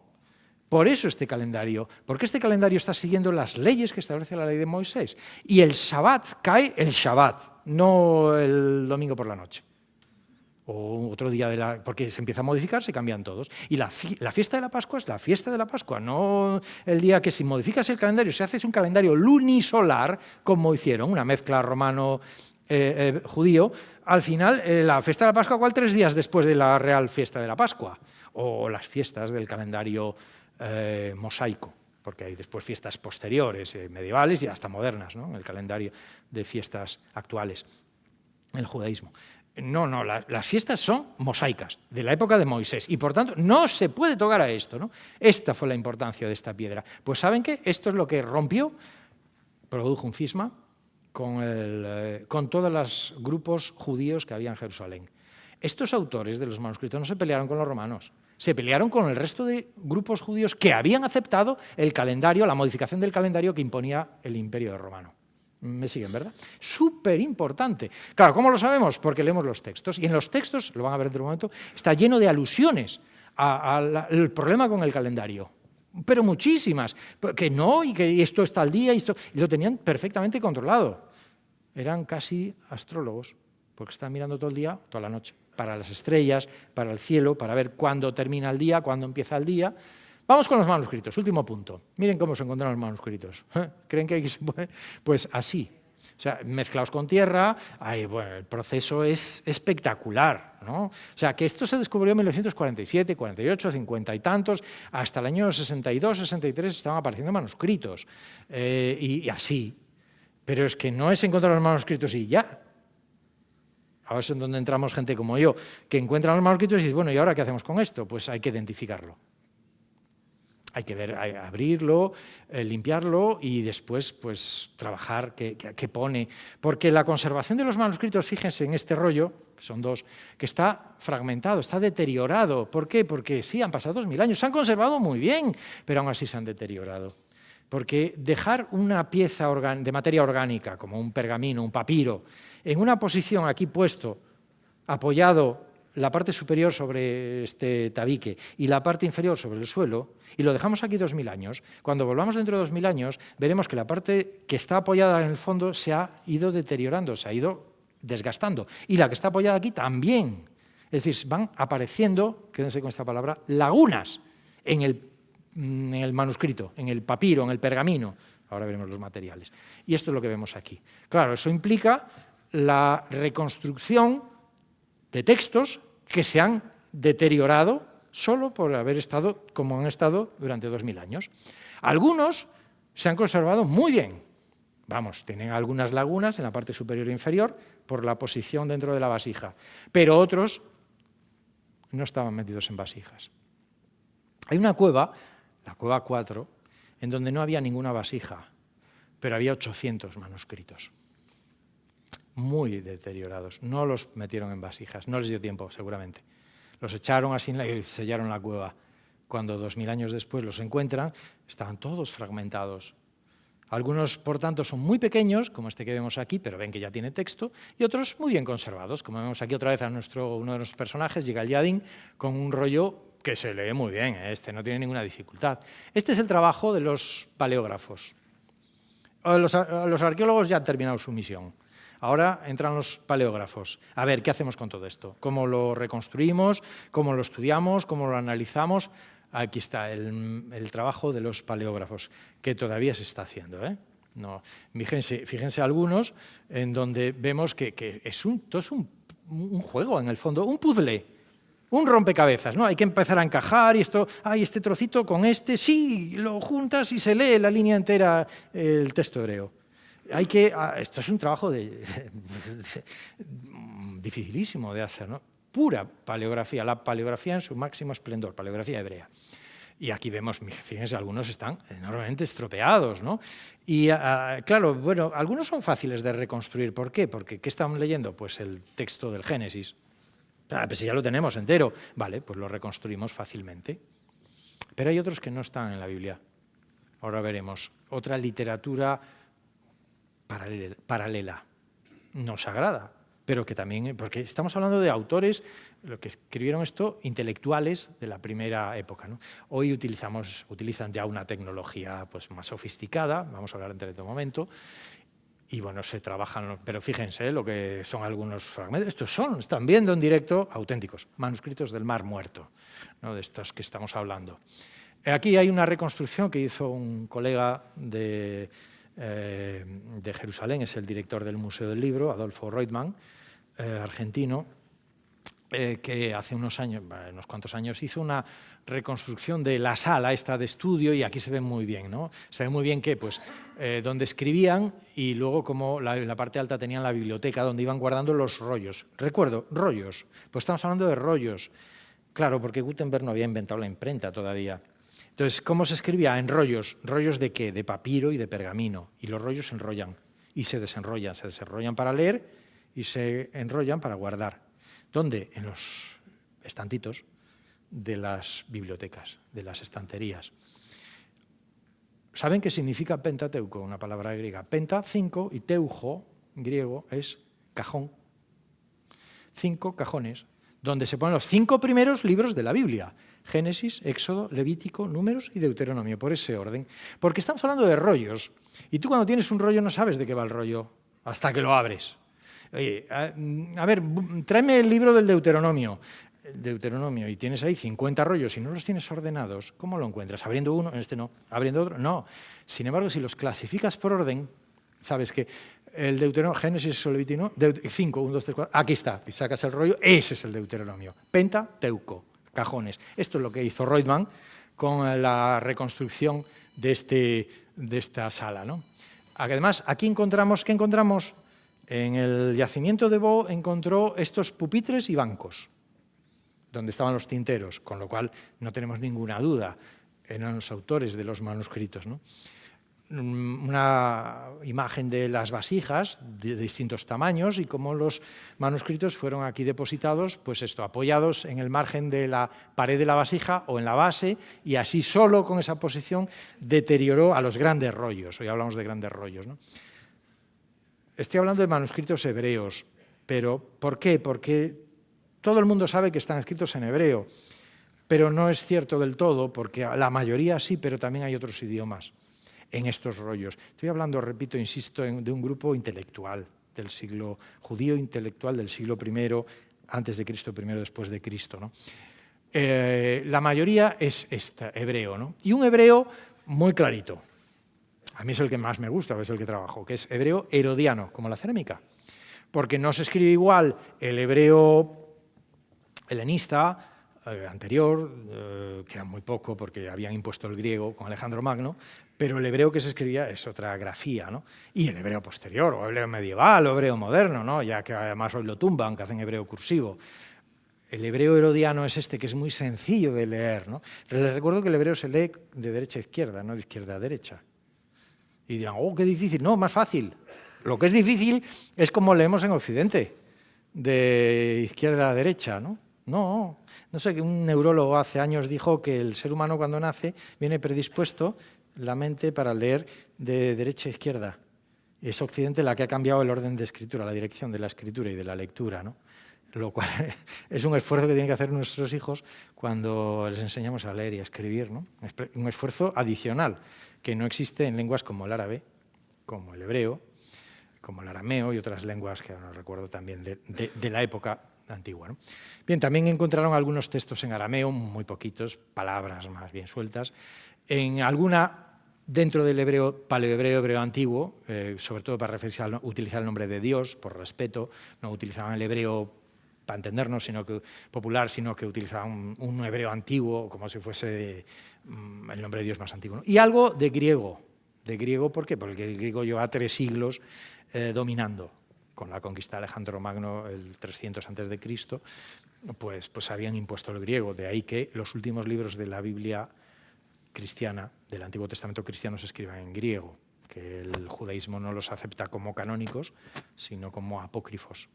Y los cristianos católicos llaman deuterocanónicos. Eso es otra historia que no vamos a meternos ahora, ¿eh?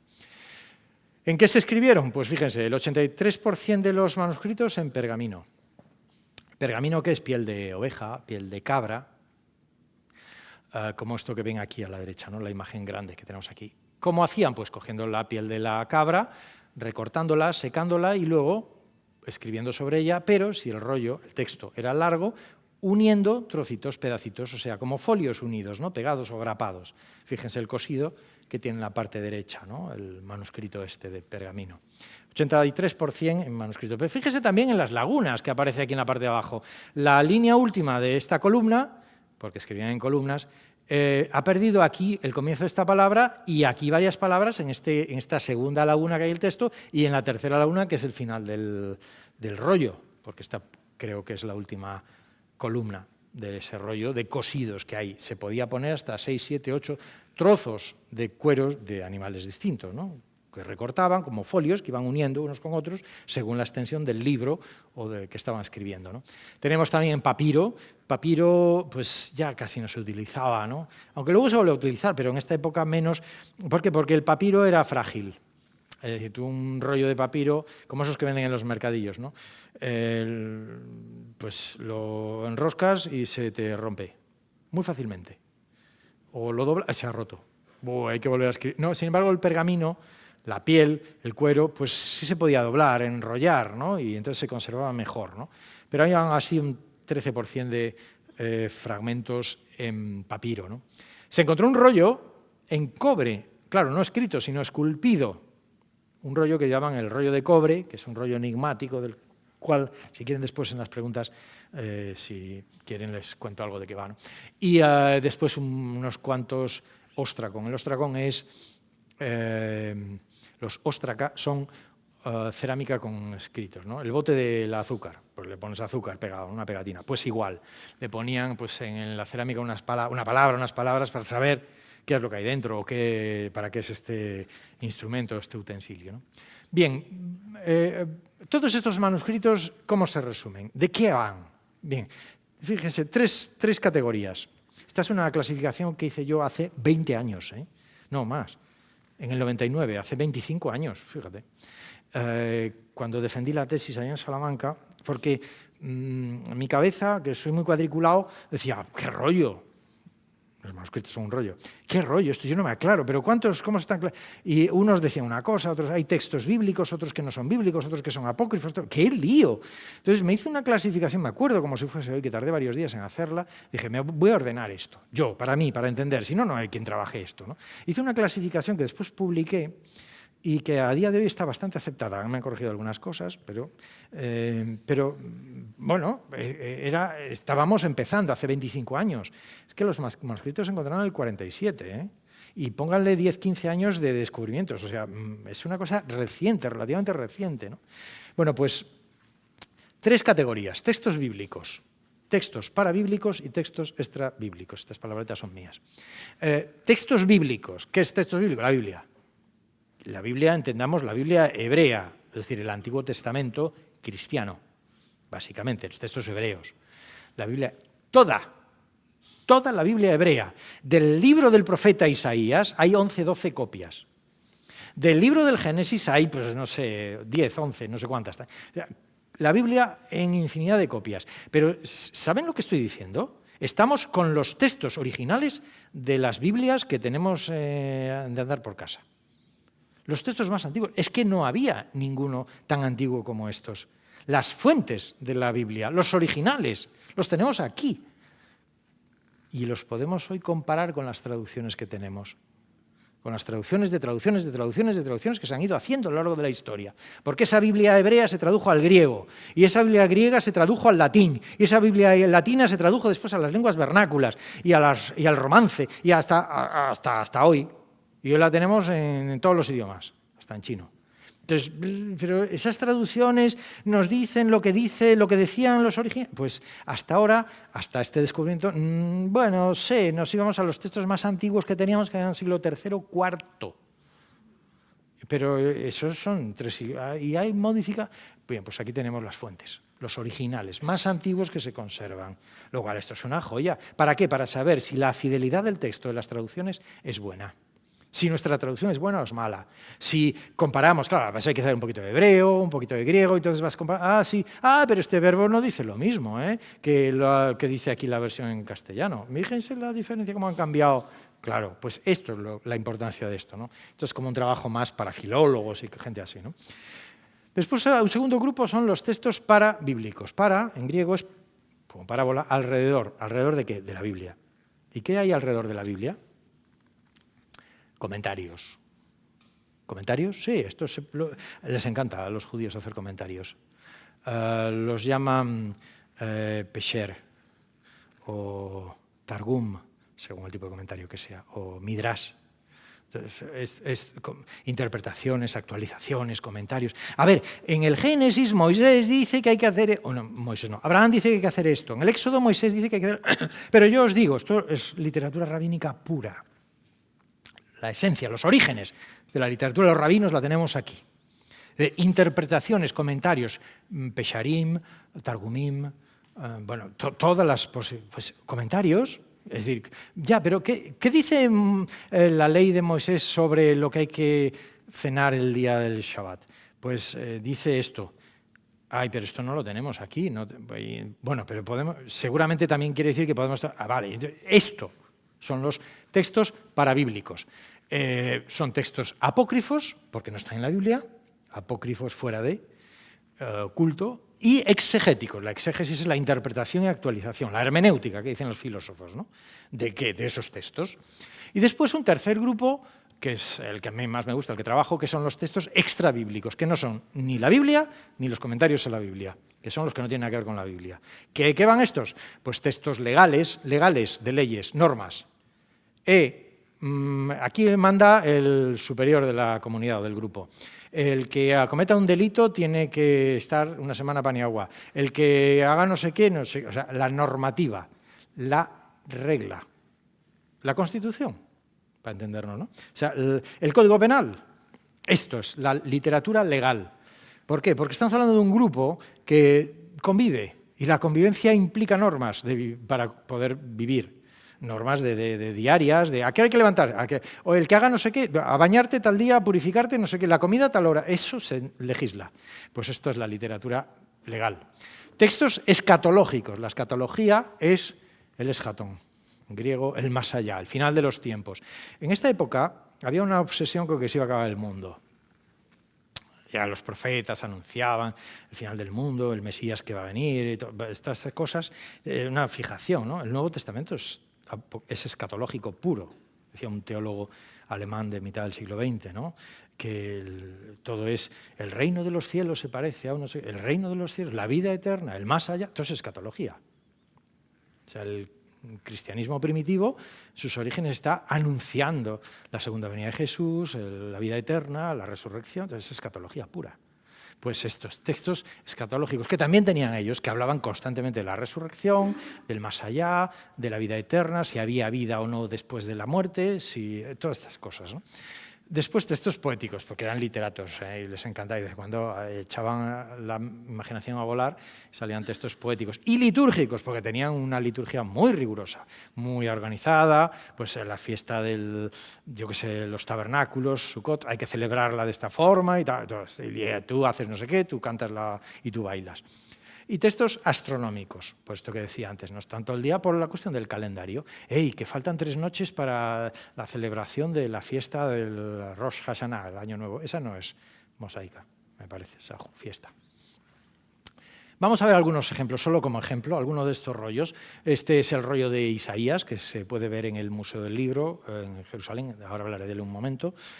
Aquí tenemos otros, este se conserva muy bien, tiene lagunas en la parte inferior y en la parte superior, pero se reconstruye porque es Isaías, y lo tenemos, sabemos lo que pone y lo que falta. Bueno, habla de paleografía ahora. Y otros muy deteriorados, no sabemos de qué va esto. Esto es imposible reconstruir. Si consigues reconstruir una palabra, ya te puedes dar por satisfecho, ¿no?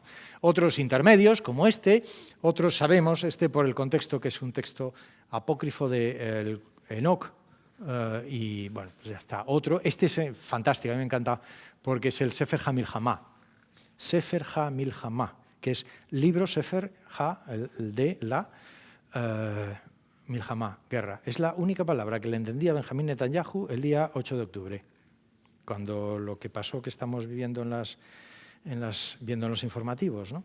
En la primera rueda de prensa que dio, dijo una palabra, Netanyahu será lo que todo queráis, pero tiene una pronunciación fantástica para aprender hebreo. Porque yo me quedé estaba mirando las noticias y no sé lo que estaba diciendo, porque me estaba fijando cómo lo estaba diciendo, ¿no? Y dijo, Anachnu ha-milhamá. Y dije, nosotros estamos en guerra. Este es el rollo, el Sefer HaMilhamá, que es el libro de la guerra. El libro de la guerra, tiene un libro de la guerra. Y el libro de la guerra sigue Sefer HaMilhamá, libro de la guerra de los hijos de la luz contra los hijos de las tinieblas. Un manual bélico, una cosa así. Todo lo contrario. Yo recomendaría a los pacifistas que lo leyesen. El primer manual de pacifismo de la historia, en donde dicen, mira, esto es un desastre, esto está todo muy mal. Aquí en Jerusalén todo el mundo se está pegando. Pues mira, nosotros, ¿sabes qué? Pasamos del conflicto. Nos vamos al desierto a vivir en paz, en tranquilidad, en oración, en estudio, a llevarnos bien y todo. Un manual de pacifismo, el libro de la guerra, así se llama. Es un libro maravilloso, un rollo maravilloso, ¿no? Claro que no ha leído nadie, para ver si nuestros políticos. Aquí tenemos un comentario al profeta Nahum, Pesher Nahum, ¿no? De los textos que decía parabíblicos de antes, ¿no? O litúrgico, los cantos del sacrificio sabático, Shir Shabbat. O esto es lo que hacemos algunos cuando podemos. que es la reconstrucción de fragmentos por el sentido. ¿A qué han jugado al ahorcado? A ver, pon la letra que falta, ¿no? Un palito más en el ahorcado. O a reconstruir palabras, ¿no? Ponle vocales a los consonantes. Esto es lo que hace, esta es la paleografía, en realidad. Esto es muy científico, pero es el juego de la infancia, ¿no? Reconstruir, ¿para qué? Para intentar descubrir de qué va el texto, identificarlo, ¿no? Bueno, hoy la paleografía, esta es paleografía herodiana, está muy desarrollada, pero muchísimo. Pues desde los orígenes de los años 60 con Stegeman o 90 con Emile Puech, que fue maestro mío de paleografía y vive todavía en Jerusalén, L'École, pues Emile me enseñó a hacer esto, ¿no? Con papel cebolla, como hacíamos antes, ¿no? El texto manuscrito, que es esto que ven ahí dentro, con el perímetro ese dibujado, e intentar reconstruir. Este es un fragmento difícil, ¿no? Este es el mío, digo el mío porque lo reconstruí yo y fue el objeto de mi tesis doctoral en el año 99, que hice allá en Jerusalén y luego defendí en Salamanca, que era la reconstrucción del prólogo de la regla de la comunidad, un texto legal, ¿no? De que presenta a la comunidad, ¿no? ¿Qué hacemos? Este es el texto. Ven que tiene aquí lagunas en la parte superior, en las dos primeras líneas, dos en la primera línea, una en la segunda línea y en la parte inferior. Bueno, pues transcribirlo y luego intentar reconstruirlo con, pues eso, con el ahorcado, o sea, con juego de letras, a ver, índice de porcentaje de probabilidades que una letra encaje ahí dentro, teniendo en cuenta que hay letras más anchas y más estrechas, o sea, las dimensiones de la laguna, son discutibles, porque una M no ocupa lo mismo que una I. Donde cabe una M, caben 3 o 4 I's.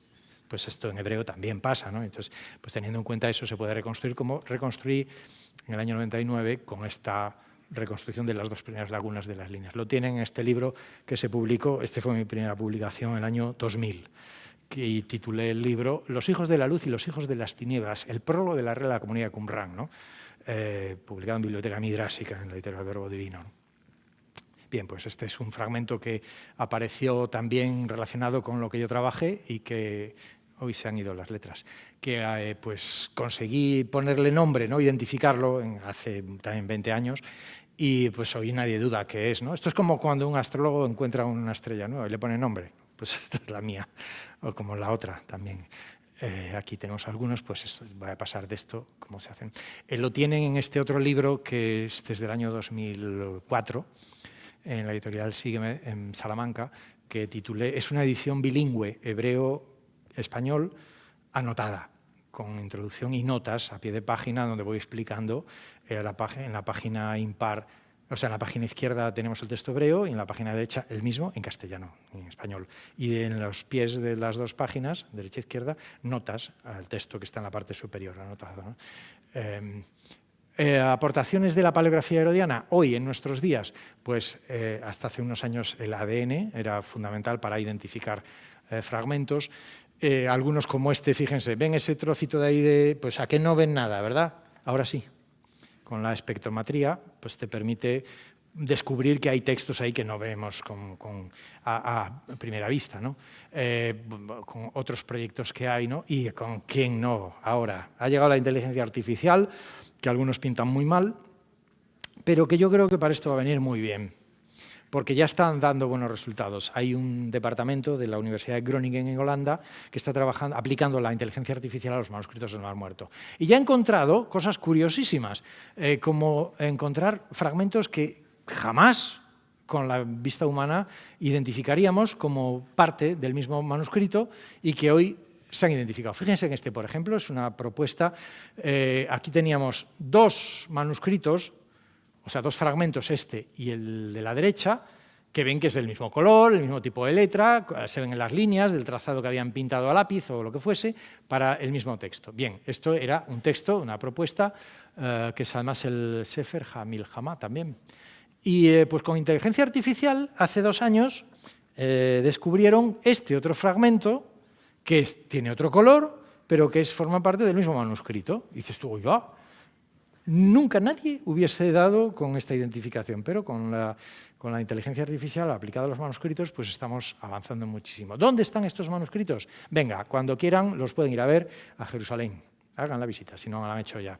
Vean el Museo del Libro, está dentro del Museo de Israel, el Museo del Libro, el Santuario del Libro, en donde en una cámara acorazada subterránea, es un búnker, ven, aquí está el nivel del suelo, enterrado, solo hay en superficie esto, que es esto que ven aquí, que es un adorno, una tapia negra, las tinieblas.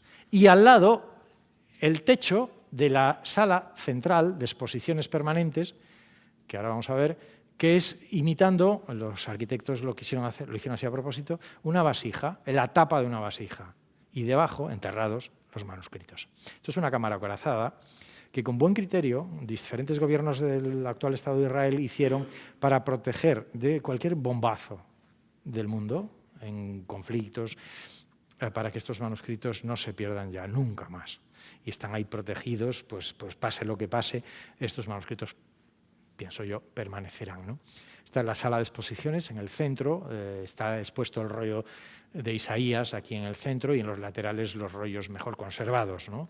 Para que se puedan visitar. Hoy hablamos de digitalización, los manuscritos están todos digitalizados. Cuando lleguen a casa o en el móvil buscan Google manuscritos y encuentran ahí todos los manuscritos. Se pueden ampliar, hay, bueno, de estas formas, ¿no? Ahí ven, esto es una página de internet donde están, pues eso, los mejores, conservados, grandes y los más pequeños, ¿no? Algunos, qué mal se ve esto, más digitalizados. ¿Dónde?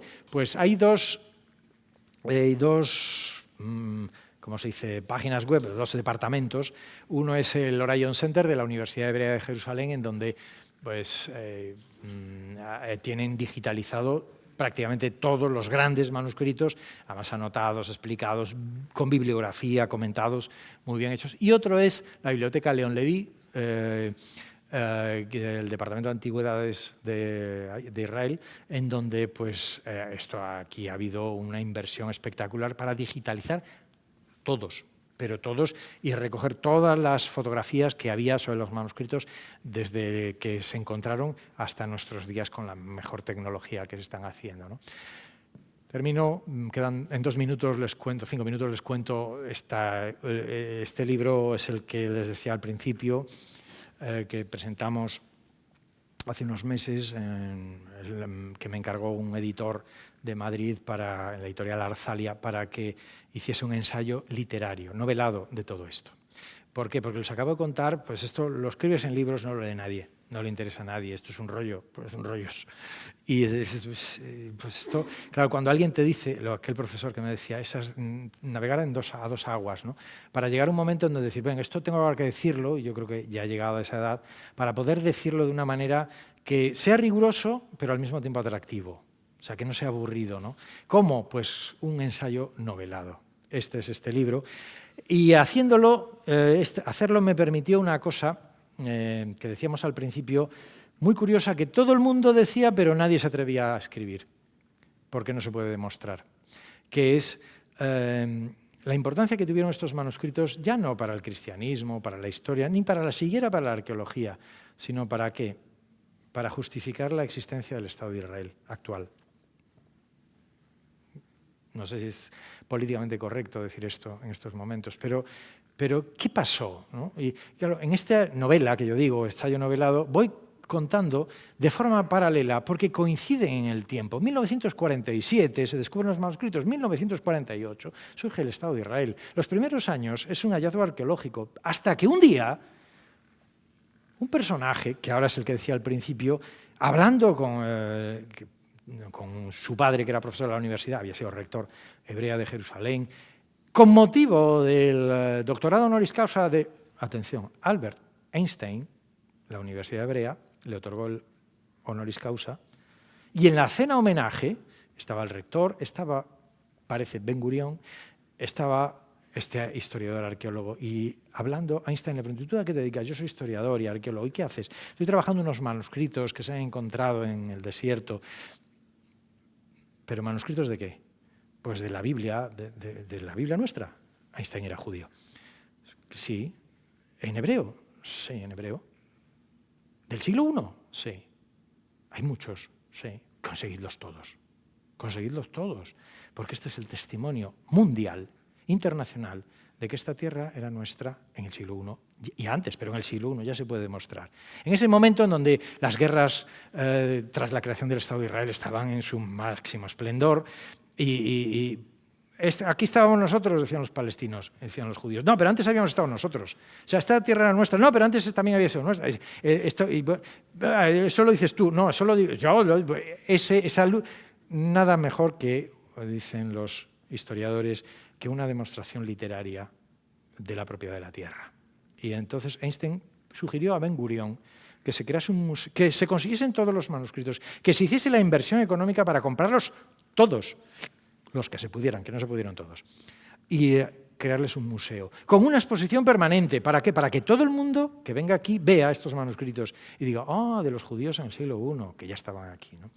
Con lo cual, el yacimiento, el descubrimiento arqueológico tan importante, para lo que les decía hasta ahora, he estado diciendo, adquirió una nueva dimensión, que es la política. Yo no sé si esto benefició mucho o empeoró la situación, pero los manuscritos cambiaron de manos a partir de ese momento. O sea, se convirtieron en un objetivo político y de política internacional para demostrar que esa tierra era de los judíos ya en el siglo I antes de Cristo y primero después de Cristo. Por eso están también protegidos y por eso están expuestos de forma permanente. Yo considero que, bueno, tengo una teoría muy mía, muy discutible, y seguramente me dirán que no es cierto, que estoy equivocado, que el Hotel King David, la demolición del Hotel King David, un momento en donde se pusieron de acuerdo árabes, palestinos y judíos en Jerusalén de echar a los británicos en ese llamado protectorado británico que había en Palestina tras la Primera Guerra Mundial, ¿no? Como dinamitando la base de operaciones del King David, ¿no? Esto sucedió el 22 de junio de 1946. Ahí empezó, para mí, el Estado de Israel. Luego se proclamó, pero ahí empezó ya los británicos al día siguiente decidieron salir, aunque tardaron unos meses en hacerlo, decidieron salir de Palestina. Decir, mira, nos vamos de aquí, estamos ayudando a esta gente, y mira, encima nos dinamitan esto. Palestinos y judíos, nos vamos, murió un montón de gente aquí, ONU, encargaros vosotros de estos. Este fue el momento que yo creo que con un criterio inteligente, desde el punto de vista que se vea, pero no deja de ser inteligente, Ben Gurión propuso, este es el momento para hacernos nosotros con el control político de esta tierra. Porque si los que están poniendo orden son los británicos, se van, ¿quién va a poner orden? No queda un gobierno aquí, no queda... ONU, Naciones Unidas, 1948, después del Holocausto, de la Shoah, era el momento. Los filósofos a mitad del siglo XX se preguntaban, ¿cómo Dios ha permitido esto, el Holocausto? La respuesta era, porque no estábamos en nuestra tierra. Si hubiésemos estado en nuestra tierra no hubiese pasado esto. Este era el momento, y así fue. La ONU, el mundo, aprobó por mayoría el nacimiento del Estado de Israel. Claro, ¿por qué? Y estos manuscritos aportaron esa dimensión cultural, histórica, literaria para esta demostración, ¿no? Esto lo cuento. Fíjense, hay una fotografía muy peculiar. ¿Saben quién es este? El zapatero, Cando. ¿Y qué pinta en todo este? Pero no era un zapatero. Ahí lo tenemos, con la fundación, creación del Estado de Israel. Aquí tenemos la fotografía de la proclamación, el 14 de mayo en Tel Aviv. Y esta es la foto clave. Medio libro lo dedico a esta foto.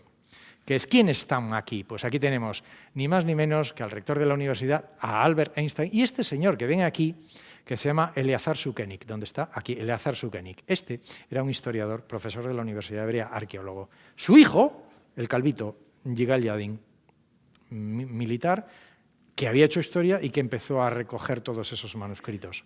Y se convirtió en el gran protagonista de la recopilación de los manuscritos y de la dirección de excavaciones posteriores al Dominico de Bo, que excavaron toda la zona, y el promotor de esta foto que veíamos antes, ¿no? Yadin y Ben Gurión, el 16 de octubre de 1950. ¿no? Aquí tenemos foto de Sukenik, su padre, de Bo, el arqueólogo francés, Sukenik otra vez y de Bo. Este es el primer lugar donde llevaron los manuscritos al Museo Rockefeller en Jerusalén. Todavía está, lo pueden ver. Está un poco deteriorado, pero bueno, aquí estuvieron los manuscritos los primeros años. No, perdonen. No. Sí, los manuscritos. La cerámica fue a l'École. Y este es la escuela americana, en donde también se trabajaron los manuscritos en Jerusalén. y bueno, Debord en las excavaciones y Yadin con su mujer. Y esta es una foto impecable, clave, ¿no? El traslado de poderes, el traspaso de poderes. Debord, dominico cristiano francés, entrega de alguna forma simbólica el encargo a Yadin, ya creado el Estado de Israel, la misión de seguir las campañas arqueológicas en Qumran para encontrar más manuscritos, más cuevas y más objetos, ¿no? Yadin después se puso a la cabeza y ya empezó a presentar museos, aquí lo vemos con la cerámica, y aquí termina esta historia. Si quieren ahora pues hacer alguna pregunta, por mi parte he terminado, que me pasa un poquito el tiempo. Gracias.